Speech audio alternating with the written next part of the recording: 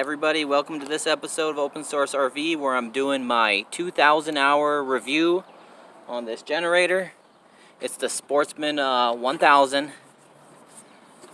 Show it to you for you. We've used it for over 2,000 hours, probably closer to 3,000 hours. It's really worked well. I broke the pull cord, so I'm going to have to do a full disassembly of it.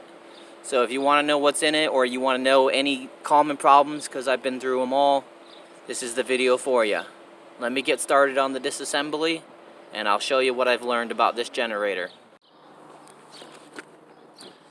So all you need to disassemble this generator is a Phillips head screwdriver. And to do an oil change, you're going to need a 10mm socket. So it's very simple to work on. That'll do everything. Just a Phillips head and a 10mm socket. Grab it. You're going to have to take the 4 screws off the front. You're going to split this thing in half like a clamshell. Alright, once you get all that off,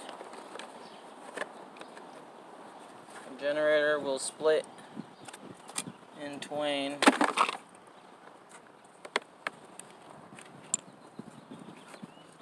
There she is, split in half. I'm going to go over a couple common problems on this generator. One problem I've had is when oil leaks from doing oil changes or putting it in the oil pan, if you get any type of oil on the front lower section of this inverter right here, down here on the front of it, if you get oil on it, it will make your generator randomly shut off.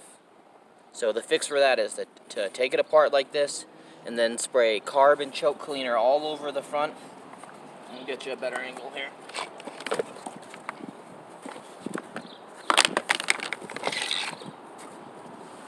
So if you ever get oil on this section right here, especially these pins right here, the generator will start, but then it'll just stop. It'll randomly shut off.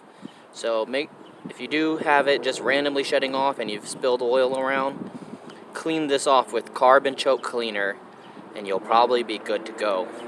It's actually happened to me twice, so it's somewhat common that oil spills down the front of the plastic here, runs to the bottom, and then ends up touching these pins right here, and it shorts out the inverter. So that's a common problem I've experienced with this generator. Let's go to the next stage. So you can see the generator's filthy, all the oil that's, along the bottom here from doing oil changes. It ends up getting onto here. This is the bottom as well. It'll short you out. And you can see generator definitely looks like it's gotten 1,000 hours. It's pretty tore up. But my pull start's broken. It's actually broken twice. I was able to catch it the first time and replace it, but this time it just snapped on me, so I'm gonna have to fix the pull start here. Not looking forward towards it, but let's see how it goes.